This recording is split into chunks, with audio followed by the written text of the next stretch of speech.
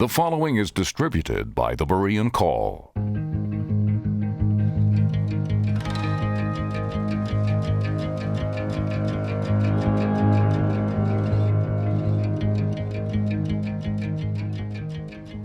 Our second speaker tonight is Jay Seegert with a talk entitled Must Christianity Bow to Settled Science?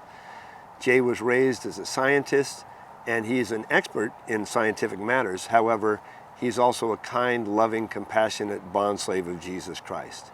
His ministry is entitled The Starting Point Project. His webpage is thestartingpointproject.com. And Jay will bring us a message I'm sure will be edifying and will point us to how to deal with all the controversy regarding masks, regarding vaccines, and everything else that's considered settled science.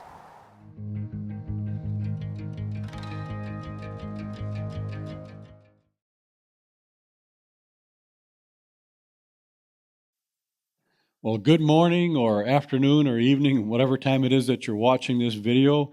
Jay Seegert with the Starting Point Project. Honored to be part of the Berean Call Conference 2021. Although I did hear that my selection was due to a clerical error, but that's okay. And we have a very interesting talk for you. Must Christianity bow to settled science? This is a custom talk. I've never given it before. I just slapped it together. I carefully crafted it just for this conference. So I'm actually looking forward to hearing it myself.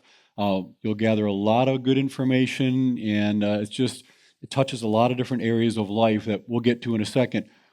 Some of you are familiar with me and my background, others not so much, so I'm going to go over that very briefly here.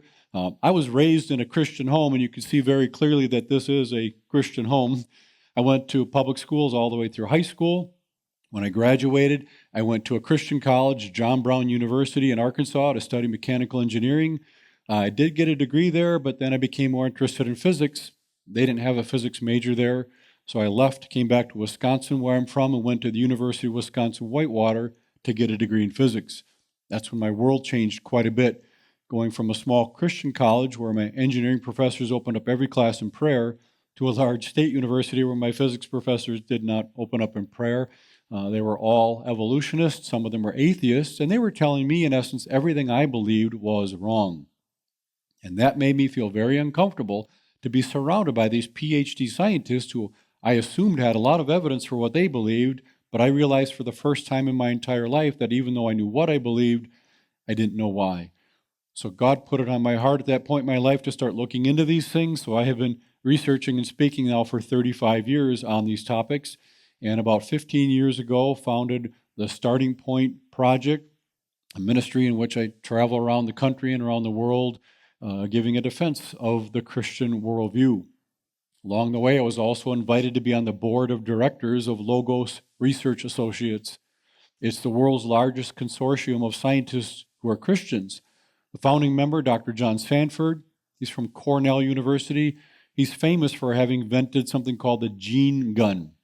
It inserts genes into the DNA, worldwide famous for that. Very smart guy, but also very godly and very humble. Then there's Dr. John Baumgartner. He's a PhD geophysicist. He's built the world's best 3D computer simulation of plate tectonics. Just kind of off the charts brilliant. There's myself and actually another guy, we don't have his picture updated here yet, but out of all 5 board members, if they were here right now, they would be the first to admit, I am the tallest. You have to trust me on that one. I'm just honored to be part of this group. They are doing some cutting-edge research, and then I get to translate it into English.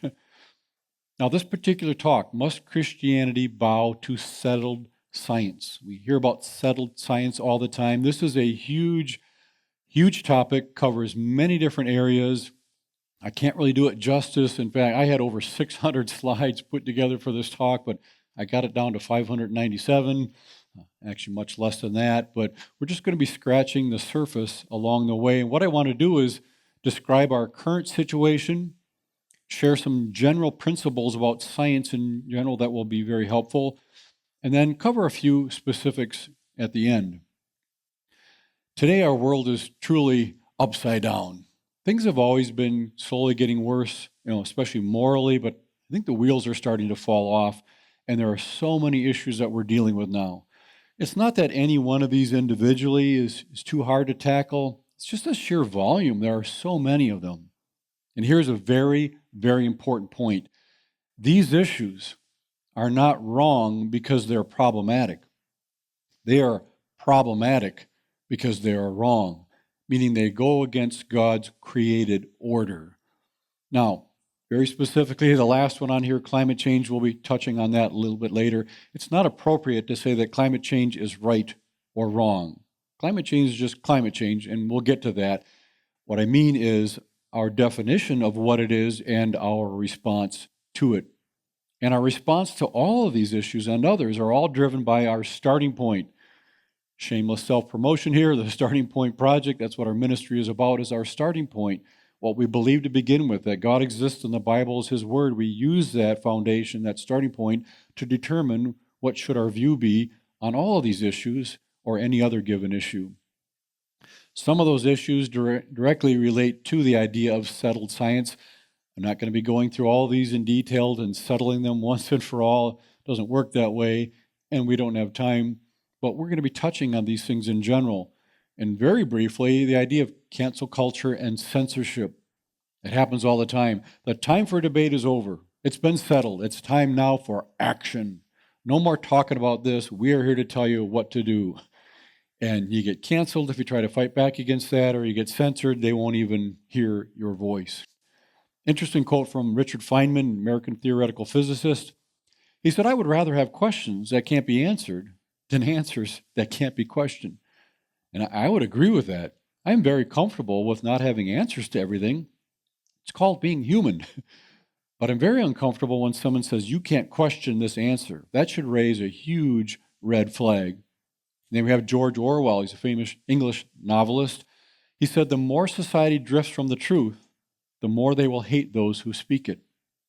And I think that's very true, especially when we get away from biblical truths and you try to bring those up, you're going to get canceled, which we're seeing more and more and more in society.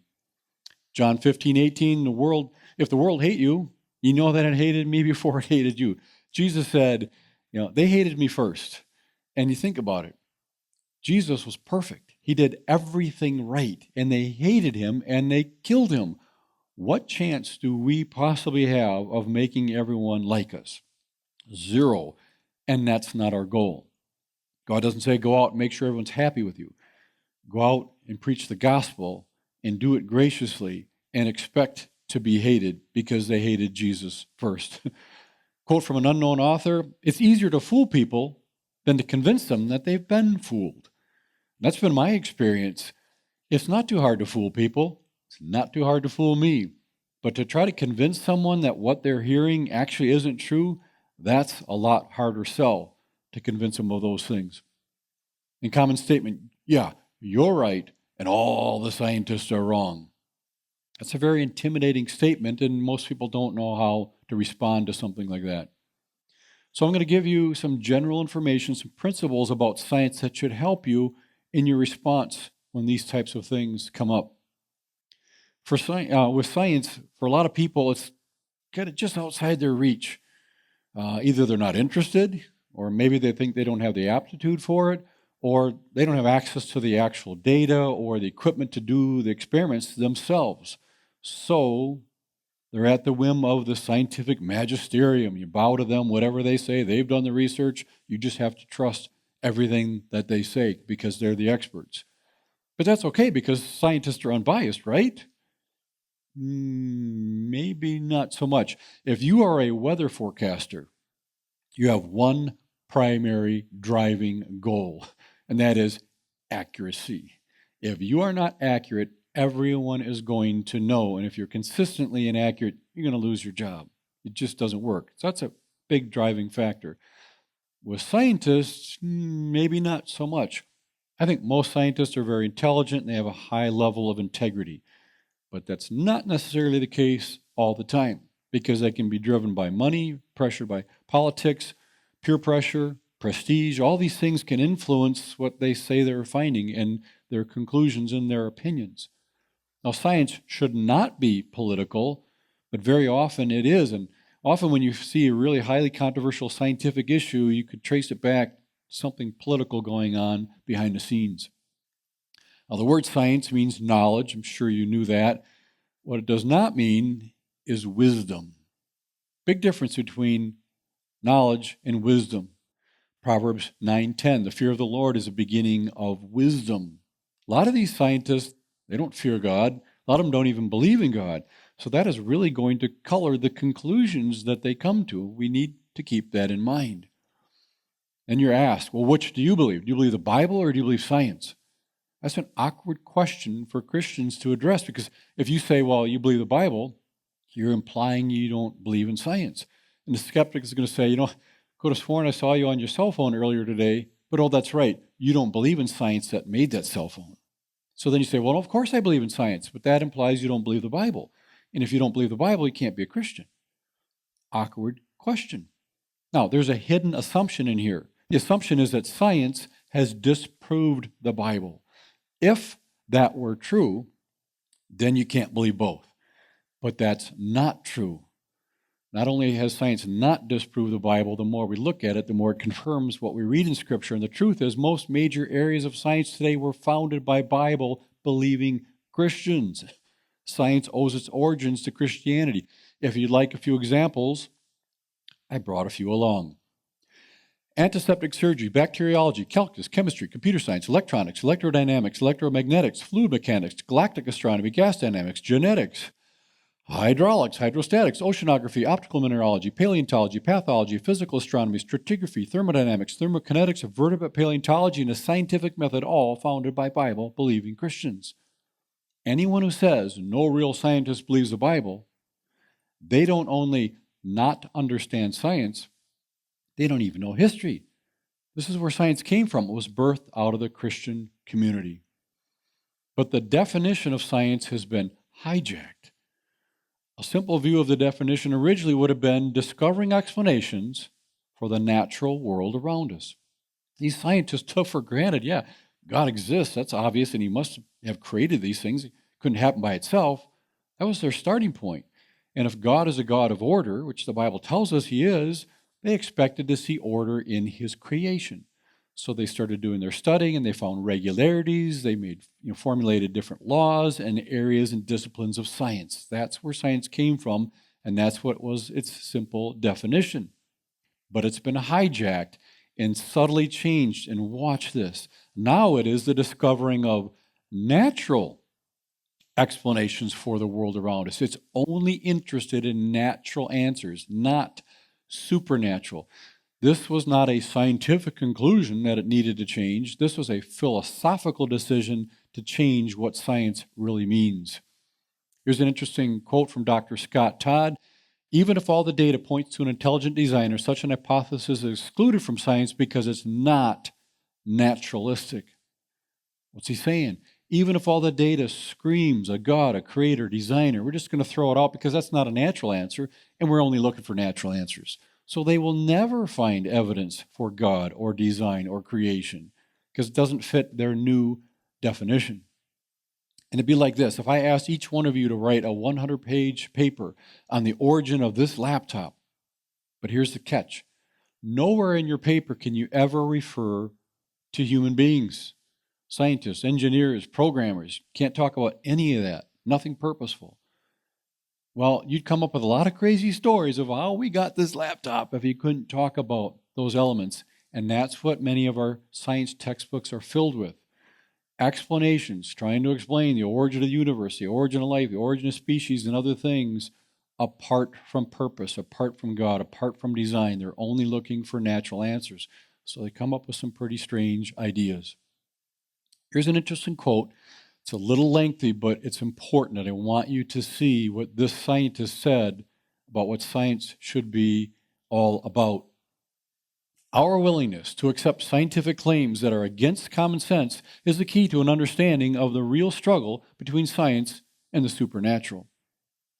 We take the side of science in spite of the patent absurdity of some of its constructs, in spite of its failure to fulfill many of its extravagant promises of health and life, in spite of the tolerance of the scientific community for unsubstantiated just-so stories, because we have a prior commitment, a commitment to materialism.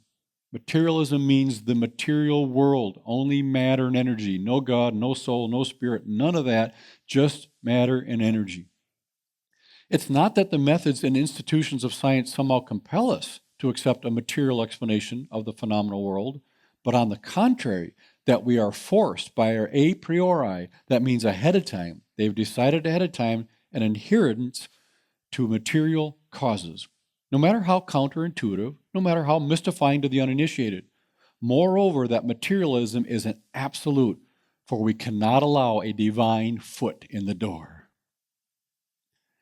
They are going to work very hard to make sure God has nothing to do with anything that they're doing in science. That was a philosophical decision. I actually appreciate his transparency in being honest about that. But then they say, yeah, but science says, meaning you got to do this because science says. Guess what science says?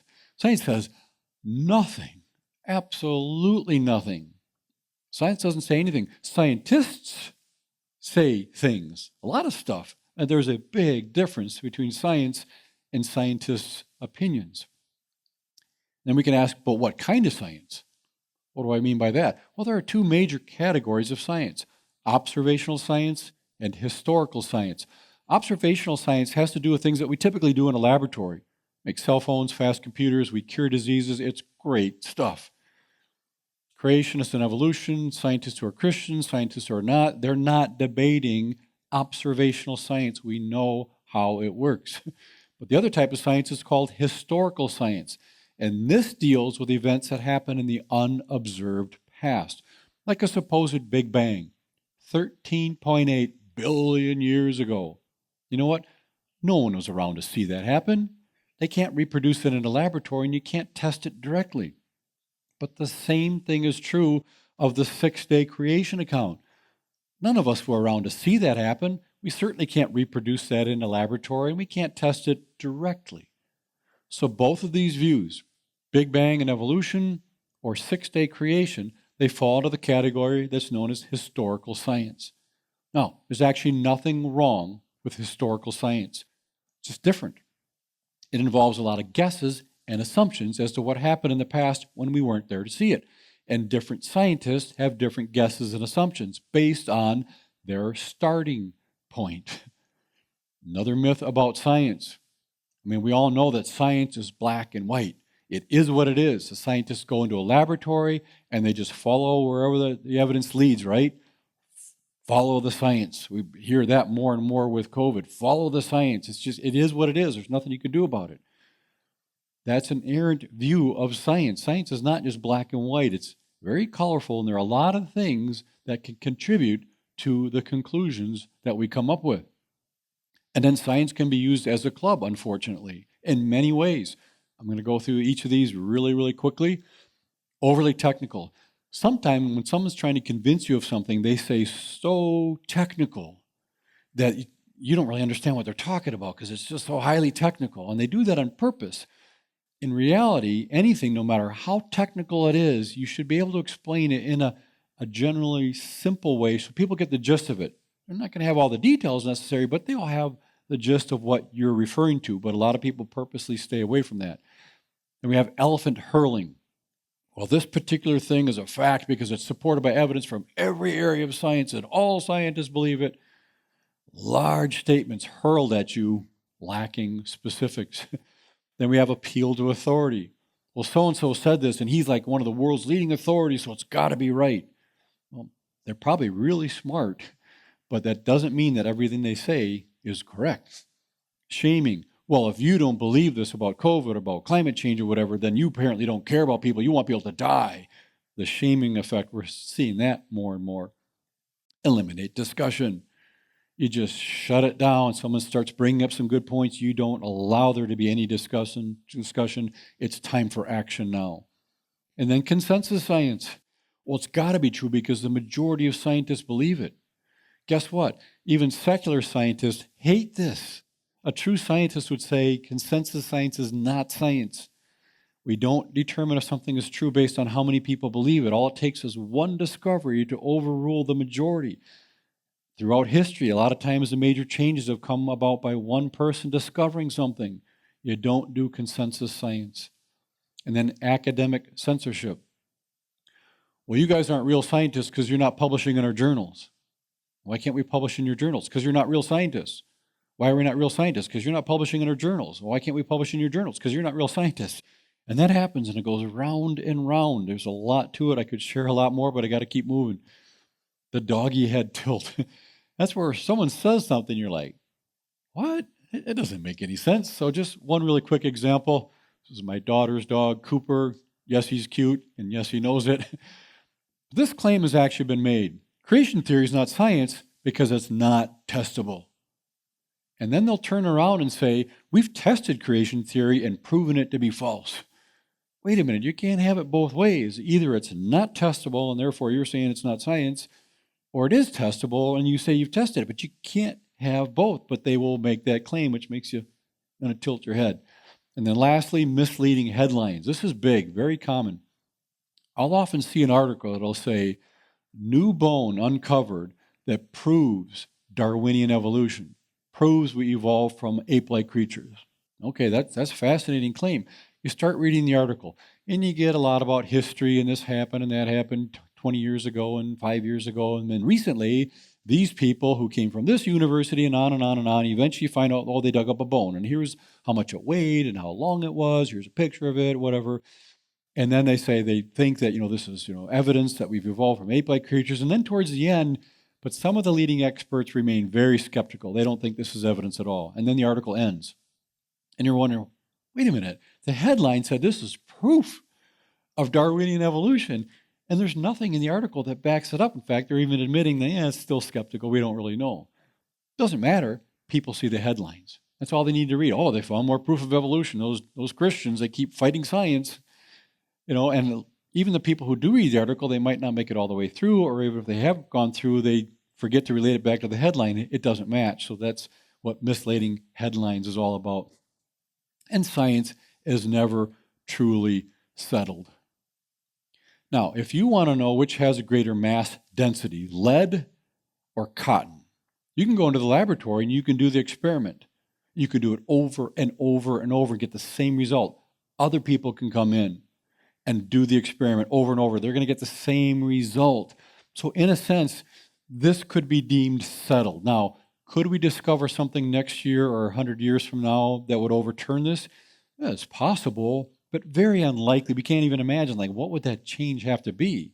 So I'm okay with saying something like this is settled science, but these aren't the things that we're discussing. We're talking about the origin of the universe, origin of life, COVID, climate change, and all those things. That's a different type of science. A lot of that is actually the historical science and very colorful. And just so I don't keep you hanging, it's lead. Lead is more dense. And now you're wondering how dense I am. All right, real quickly, we're going to look at a few times when science was wrong. Guess what? Science was never wrong, because science doesn't say anything. This is a time when scientists' conclusions were wrong. And there's lots of examples we could give. One is the geocentric system. The leaders, the intelligentsia of the world, were convinced that all the planets revolved around the Earth. Starting with Aristotle and Ptolemy, for about 1,200 years that was believed until Copernicus came along and confirmed by Galileo that no, the planets are actually revolving around the sun. The leading experts were wrong for over 1,000 years. Then we have bloodletting. I've covered this in some previous conferences with the Berean call. Doctors used to drain blood out of people when they got sick. Oh, bad blood, you got to get rid of the blood. That's why they're sick. It's largely how George Washington died.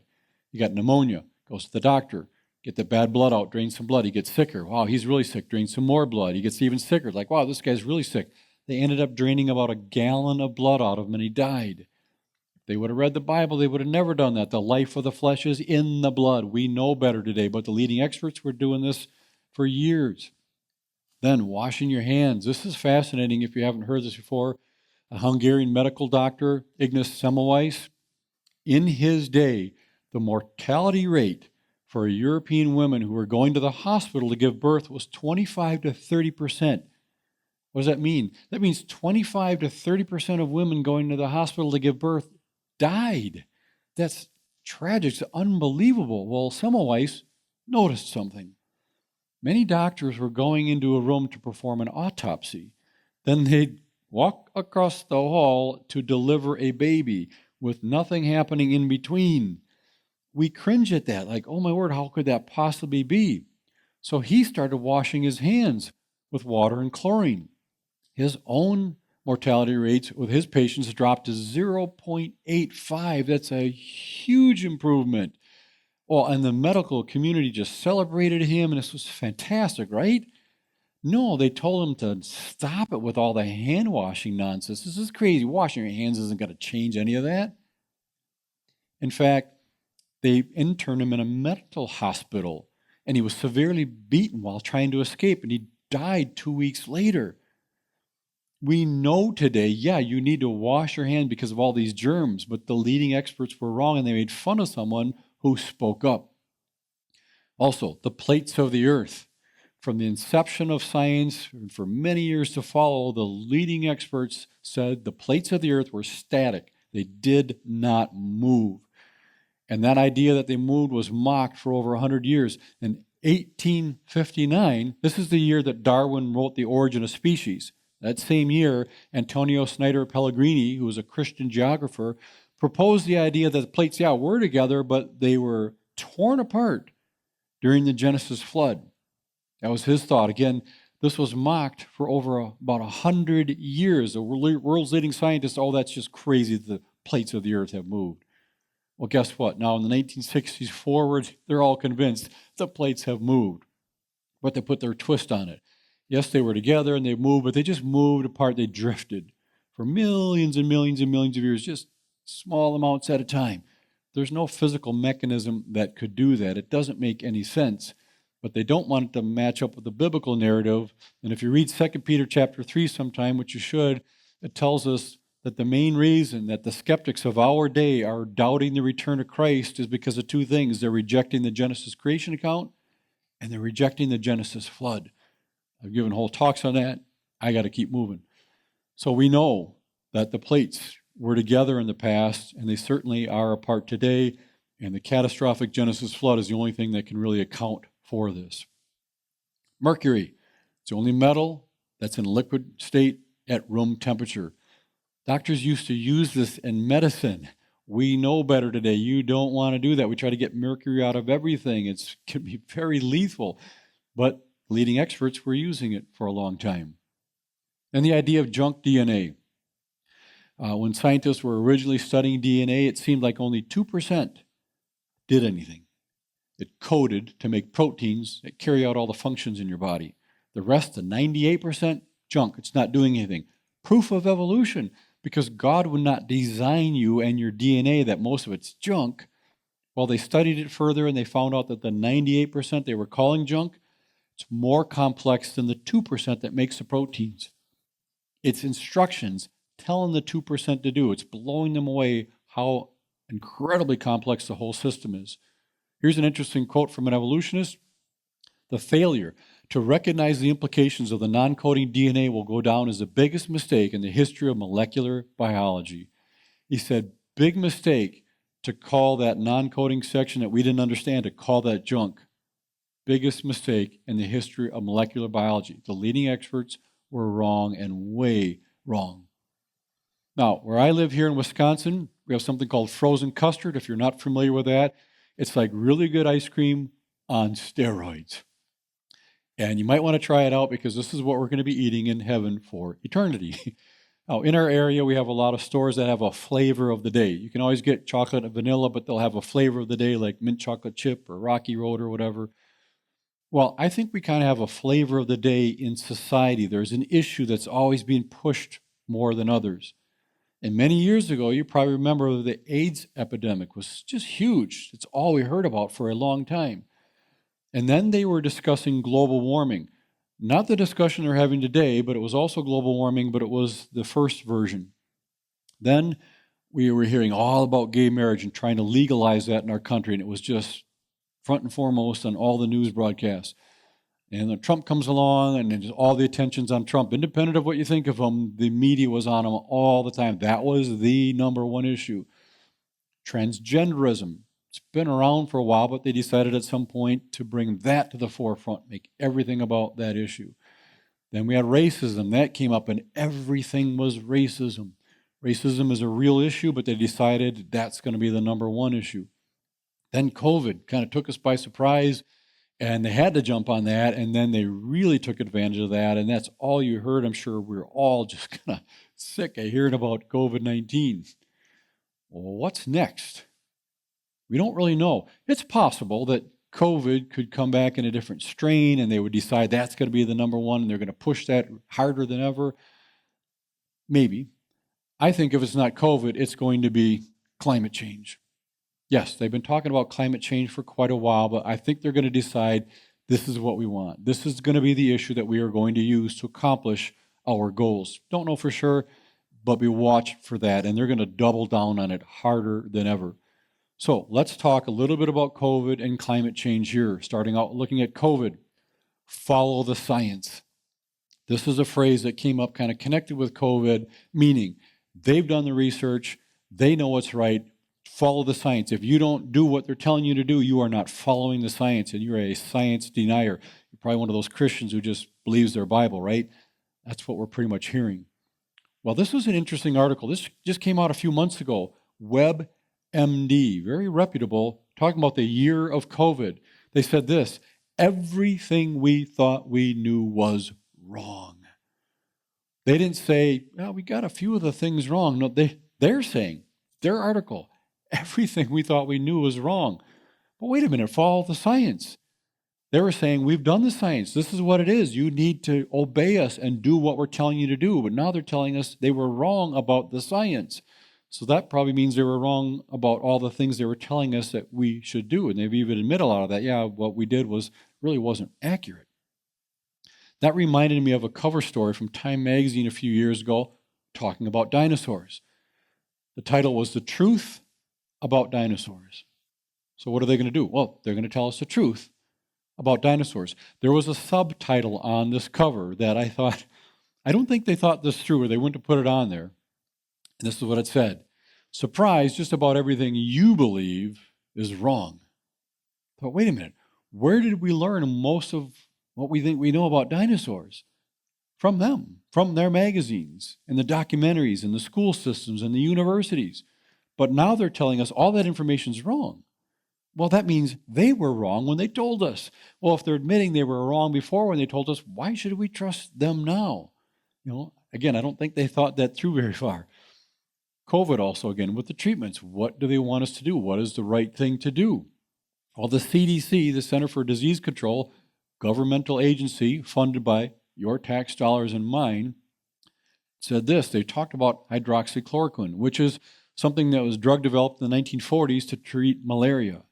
And a lot of doctors were using this with great success. Very few side effects, if any at all. It was working really well. This is what the CDC said. They claimed a study had been conducted in which there were 96,000 COVID patients from 671 hospitals on 5 continents who had all been treated with hydroxychloroquine. Then they published their findings in The Lancet, the world's leading medical journal, in which they said that, claiming that hydroxychloroquine did not help curb COVID-19, and it might even cause death in patients. Wow, that's bad stuff. You don't want to use that. Thank you for doing that work and letting us know. What's the problem with this? Well, doctors are saying, wow, that's strange. I don't remember seeing that study. Could you tell me a little bit more about it? Turns out the study was never done. It was a lie. So they had to pull it off their website, and that claim doesn't matter. The damage is done. It's gone out. People have read this stuff is really bad. Stay away from it. It accomplished what they wanted to accomplish, even though there was nothing to back it up. I'm not trying to give you medical advice as to what you should do. I'm just showing you what has actually happened within the realm of science. So follow the science, right? Because they're telling us. It's probably more like follow the money. And it's always very interesting when you trace these things back. Hydroxychloroquine is dirt cheap, simple solution.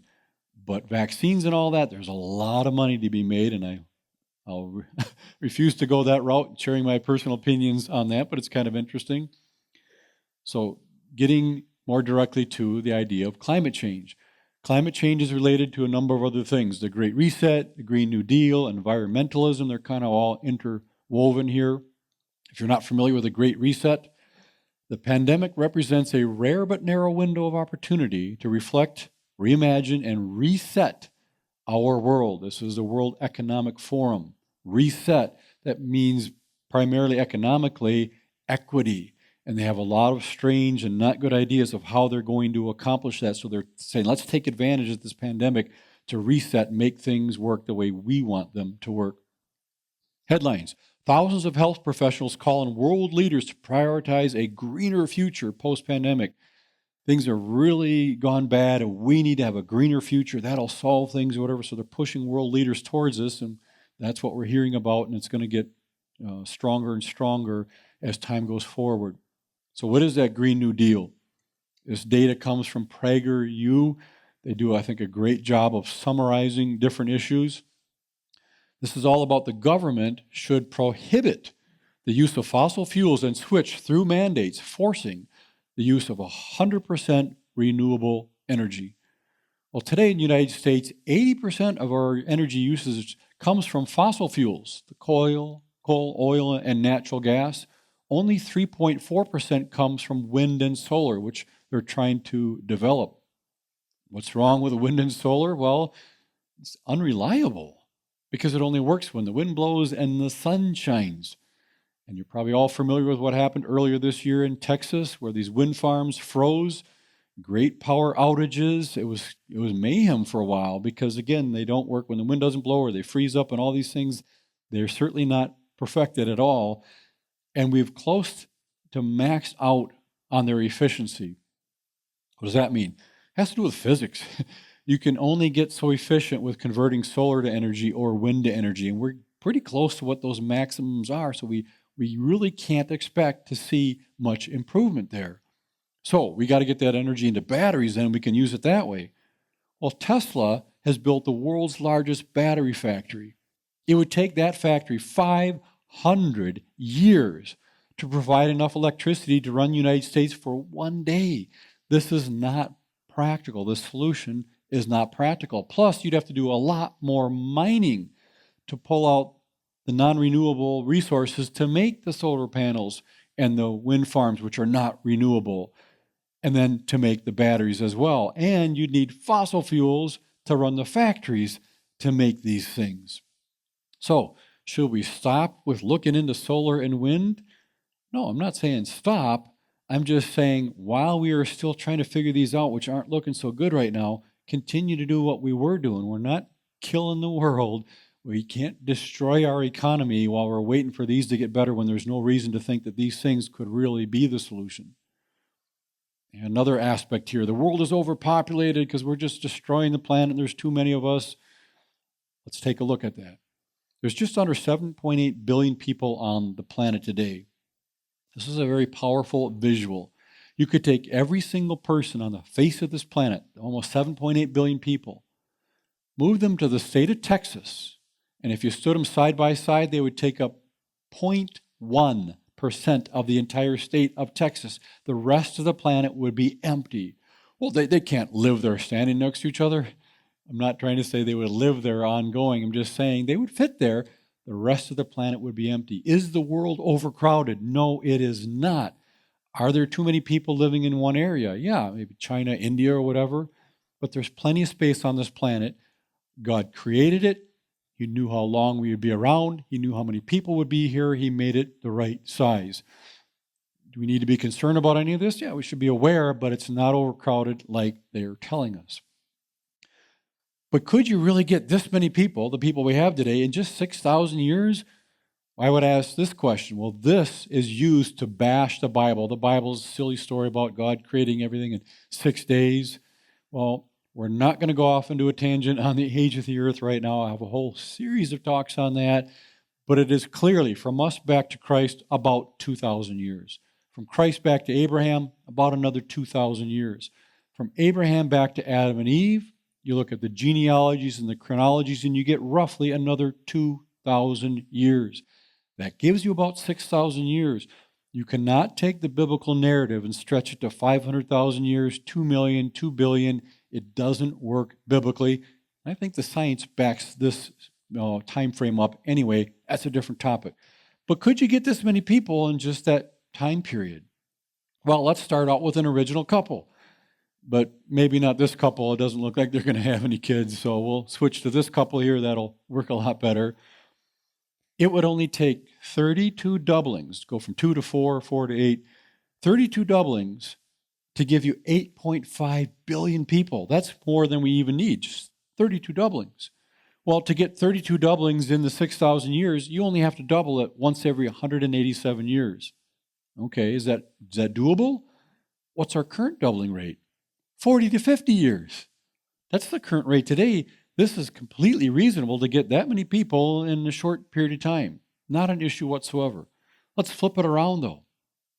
How many people should be on the earth if we've been evolving from an ape-like creature for 6 million years? This is what the secular scientists say. So even Christians who believe in evolution think that this took 6 million years. Well, let's forget about the time period of populations from apes to man. Let's just look at modern man. They tell us modern man's been around maybe 200,000 years. Let's give them a break. We'll be conservative. Let's say we've been around just even 50,000 years. How many people should be on the planet if we've been populating the earth for 50,000 years? Well, you can do the math very easily, and it would be this number here. This is a 1 with 100 zeros after it. This portion up here, that would be 10 billion. That's more than we actually have today, but you have to add all these other zeros on it to get to what there should be in just a 50,000 year period, and they're talking about 6 million years from an ape-like creature. So how big is that number? Well, atoms are really small, and there are a lot of atoms even in a single grain of sand. There's 20 million trillion atoms in a single grain of sand. Is this number as big as the population number I just showed you? No, this is way too small. How about the number of atoms in the entire known universe? That would have to be huge. That's not big enough. You need 100 million trillion universes and then add up all those atoms to reach this number that I just showed you. The numbers don't line up. But then they say, oh, but we've just grown so slowly that just now we have like 7.8 billion people after all that time. That is completely unrealistic that could even occur. But even if it did, where are all the bones and artifacts from all the trillions and trillions of people who had lived over time and died? It's missing. We don't have evidence of that many people being around. Jacques Cousteau, many of you are familiar with him. I grew up watching him, fascinating undersea explorer. He was concerned about population growth, and this is what he said. In order to stabilize population, we need to eliminate 350,000 people per day. What do you mean eliminate? Well, there are a lot of people in prominent positions in the world today that are serious about eliminating people to get the population down. Some of them get really excited when there's a pandemic that's going to wipe people out because they say that's what we need. It'll be a whole nother talk. Very interesting. So is the world overpopulated? No, not even close. Again, are there areas where there are too many people and mismanaged? Sure, we see that all the time. But the planet is just the size it needs to be for God's purpose. So wrapping this up, climate change. Is climate change real? Yes, it's real. The climate has always changed, it always will. Is it really bad? That's up for debate. Are we the cause of it? That's up for debate. I will let you conclude whatever you want. We just don't want to go overboard with these things. But let me give you a few pieces of information that will help you think through this. Climate change, again, is climate change. The climate has always changed and it always will. I guarantee you, if somehow the climate stopped changing, the alarms would be going off. And they'd say, oh my word, panic, because the climate has always changed, but now it's not. And we're causing it to not change. We've got to do something. So whether it changes or it doesn't, they're going to say it's bad and we're at fault. Here's a quick climate overview. I had to shorten this up. I don't have time to go through all this. But there is one question that everyone asks about the atmosphere, especially children. You've heard this question. Why is this guy blue? Oh, wait a minute. That's not the question. Why is the sky blue? That's the real question. I won't go into all the details, but it has to do with how light gets scattered. The short wavelengths, which are blue, get scattered more and reach your eye. The longer wavelengths are the red end. You don't see those as much, so you're primarily seeing blue.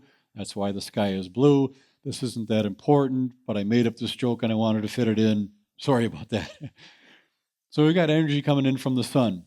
Some of it comes and gets absorbed by the earth. Some of it goes back out in the atmosphere. Some of it gets trapped in our atmosphere.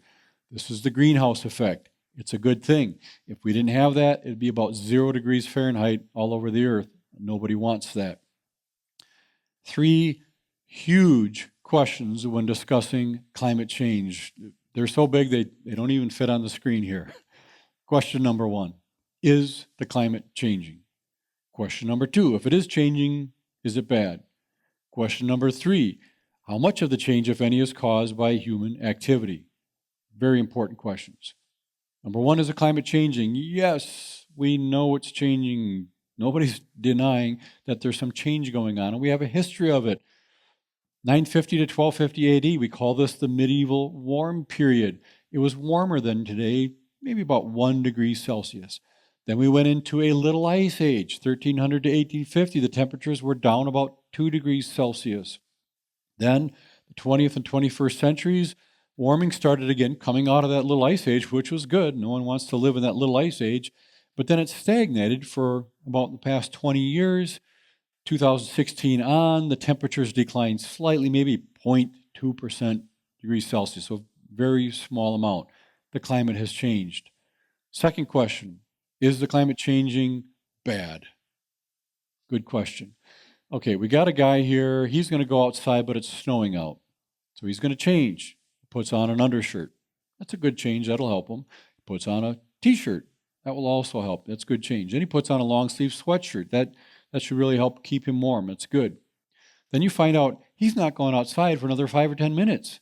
Well, at this rate of change, he's going to end up looking like the Michelin Man. He'll fall down outside, maybe crack his head open, or he won't be able to get up. He'll freeze to death. This is terrible. What did you do? You took some real change that you observed and you extrapolated it into the future and just assumed certain things that were going to continue to happen, which then, yeah, could be deemed bad. But you don't know that that's going to continue. That's just your estimated guess. And they also try to guess about the past. They'll take ice cores, drill down to the ice, pull a core out, and they'll see the layers there, and they'll count the layers, and they'll assume that there's 1 layer per year. So if there are 500 layers down, they'll see how much carbon dioxide is in that layer, and they'll say, this is what our atmosphere was like 500 years ago, or 1,000 years ago, or 30,000 years ago. There's a problem with this. Assuming 1 layer per year. We know as a fact you can get multiple layers in 1 year. Within a given winter, you can have slightly warmer periods where it'll melt and then another layer freezes. You can have multiple layers per year. So it's going to throw off their dating here. Plus, the further you go down, the more squished the layers are. So they could be down at 30,000 layers. 30,000 years ago, this is what our atmosphere was like. But then it doesn't match up with something else. They're off by about 15,000 years. So let's recount. And then they recount, they magically found 15,000 more layers. It's like, there might be another layer here and here and here. You can't tell, but they needed them. So anyway, there's a problem with ice core dating. There's also a problem with the geologic column and the layers in the earth and radiometric dating. If these things give you bad or errant results, and you use that in your climate model is going to be off. And there are many problems with radiometric dating. I could give a series of talk on that. There are faulty assumptions that are used in these methods, and these methods often contradict each other. So again, if they're telling you what the Earth was like 100 million years ago, if it really wasn't 100 million years ago, and they're using that in their model, then their predictions about the future are going to be wrong. And you may remember the mid-1970s. What were we worried about? The ice age. There was a coming ice age, they told us. So it was all about global cooling. Well, that didn't pan out for them. So then they moved to global warming. Well, that wasn't consistent enough, so now they've just shifted to climate change. Anytime there's a change, the change is going to be bad, and we're the cause of it. That's what you hear over and over and over. So that's very clever, though, because that works either way. It's a great scheme for them to go with. Forecasting models are only as good as their input. You may have seen this, garbage in, garbage out. You put garbage into your system, you're going to get garbage out. I did computer programming for 12 years, and I'm very well aware of when you design a system, if your input is bad, you're going to get bad output. Also, if the calculations in the middle aren't right, you're going to get wrong output, or you could even force the output you want by changing the middle calculations or the input. So you need to be very careful with this. And here's part of what's wrong. This graph represents our atmosphere and what we're breathing right now. Might be surprised, most of what you're breathing, 78% is nitrogen. Only 21% is oxygen, but we always think about, you're breathing in oxygen, which you are, but it's a smaller amount. And then only 0.9% is argon. That leaves 0.1%, the little sliver here. That's what we call trace gases, and that's where the greenhouse gases are. So now what we're going to do is we're going to look at these trace gases, move them off to the side, that little sliver. This graph now represents what's inside that little sliver. What's the majority component of that little sliver? Well, that's got to be the carbon dioxide. Well, it's terrible stuff, right? No, it's great stuff. Life wouldn't be possible without it. The plants absorb all that, photosynthesis. It's not carbon dioxide sitting here. The vast majority of what you see is actually water vapor. A smaller portion is the carbon dioxide. And guess what? A lot of climate models leave out water vapor, but that's the largest greenhouse gas. So an article in National Geographic, they talk about the greenhouse effect and greenhouse gases. They don't even mention water vapor. Water is extremely complex. The water vapor and liquid water and the interaction of the two, you leave that out of your model, you're not going to be accurate. And then we have President Obama back in 2013 made this statement, 97% of scientists agree climate change is real, it's man-made, and it's dangerous. This is consensus science. It's got to be true because the majority of scientists believe this, 97%. Are you going to argue with 97% of the scientists? Well, climate consensus science is bad, but where did that 97% come from? This is really interesting. 2009, a survey was given to 10,000 Earth scientists. Two questions were asked. Do you agree that global temperatures have generally risen since the pre-1800s, coming out of that little ice age? Second question, do you think that human activity is a significant contributing factor? Two simple, pretty straightforward questions. A little over 3,000 people responded, so less than a third actually responded. To question number one, 90% said yes, they think the temperatures have generally risen, which I'm surprised it's not higher. I believe that they have generally risen a little bit. Not a big deal. Second question, 80% said yes, they think that human activity is a significant factor. They're not saying it's the end of the world, they're saying it is a significant factor to be discussed. Well, among those who were meteorologists, those specifically trained a little more directly related to weather patterns and climate change and all that, only 64% said yes, that they think that human activity is a significant contributing factor. 64% is a lot lower than the 97% that we were looking at. And then also, of the 77 out of 10,000 that were surveyed, 77 out of that, 75% or 75 of them said yes, that they think human activity is a significant factor. So 75 out of just the 77 is 97%. So that's where that number came from.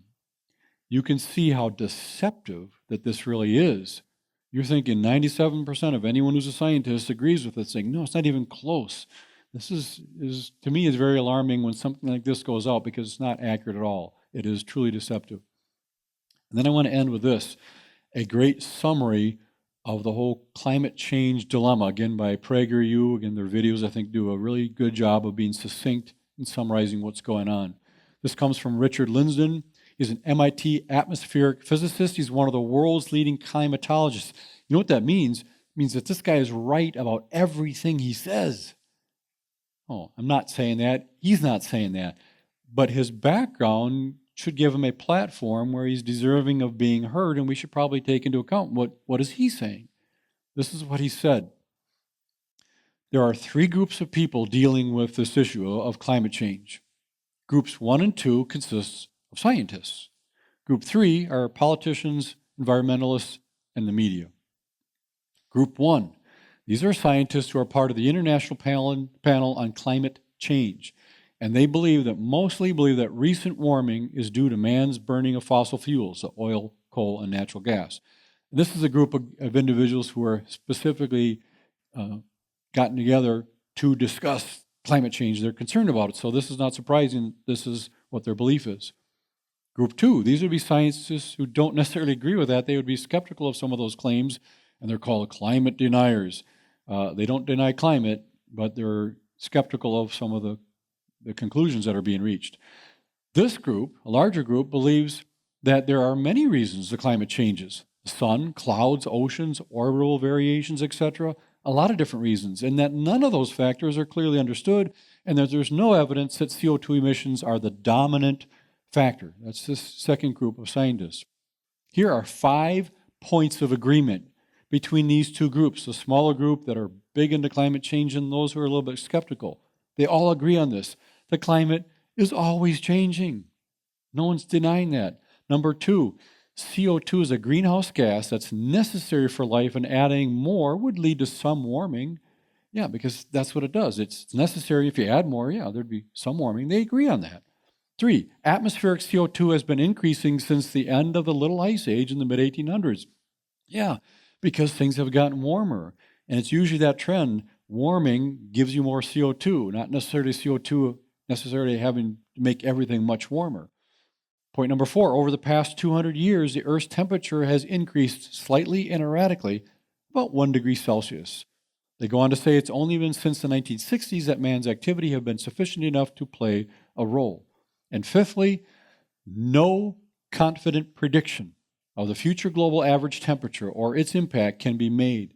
Even the IPCC is saying you can't make accurate predictions about the future. It can't be done. Both groups of scientists are saying that. But here's the real shocker. Agreement between these two groups. The claim that burning of fossil fuels leads to catastrophe, nobody in those groups, none of those scientists are making that claim. So who do we hear those claims from? Well, that's the group 3, politicians, environmentalists, and the media. Politicians are largely driven by money and power. The environmentalists are driven by money for their organizations and their confirmation of their religious-like beliefs that man is an evil disease destroying nature. The media are often driven by ideology, money, and headlines. Very common. Again, there are some legitimate people in all those groups, but a lot of people are driven by these other things, and we need to keep that in mind when we're listening to them. So, what about climate change? Again, yes, the climate changes. Is it bad? Is it man-made? You can decide whatever you want. I'm just giving you some more information to keep in mind as you're trying to come to a conclusion. So wrapping this whole thing up about settled science, I just want to give you some takeaways, the first of which is scientifically, you'll never know. You can't know.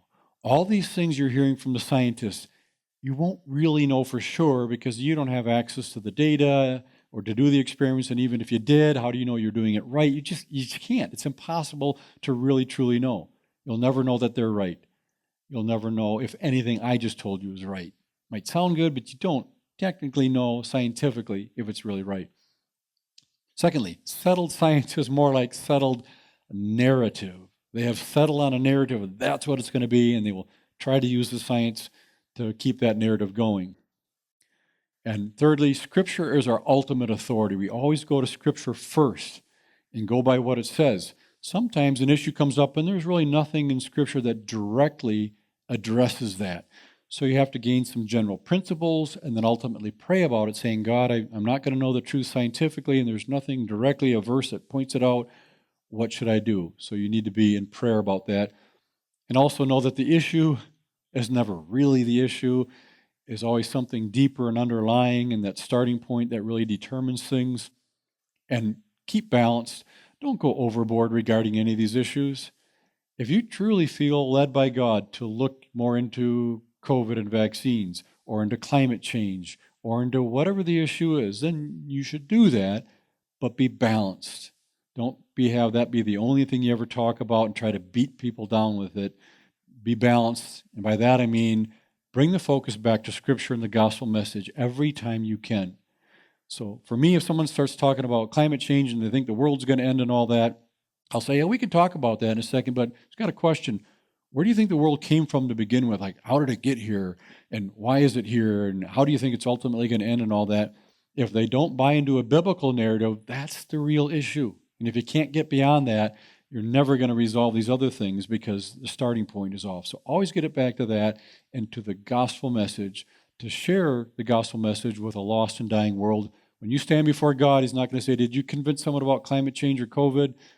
All He's going to ask is, did you share the truth, the gospel message with those that I surrounded you by? That's our main responsibility. We can't change the world. God's not asking us to do that, but He does ask us to evangelize.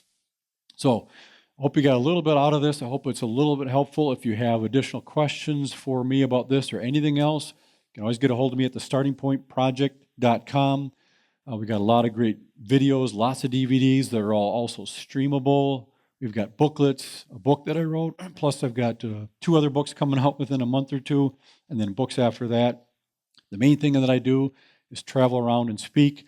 We don't charge anything for our engagements. We just accept honorariums or wherever the host deems appropriate. We do ask that travel expenses be covered, but there's never a charge for the event. So if you want me to speak at a different conference or at your church or somewhere, just get a hold of us through thestartingpointproject.com. Well, again, I appreciate being part of the Berean Call Conference 2021. And Tom McMahon, I hope you noticed, I didn't take any shots at you this year. You got the year off, but be prepared for next time. So again, it's been my joy to be part of the Berean Call, an excellent ministry, solid on the truth of God's Word. I hope you're encouraged. I hope you enjoy the rest of the conference, and I hope to see you in person someday. God bless.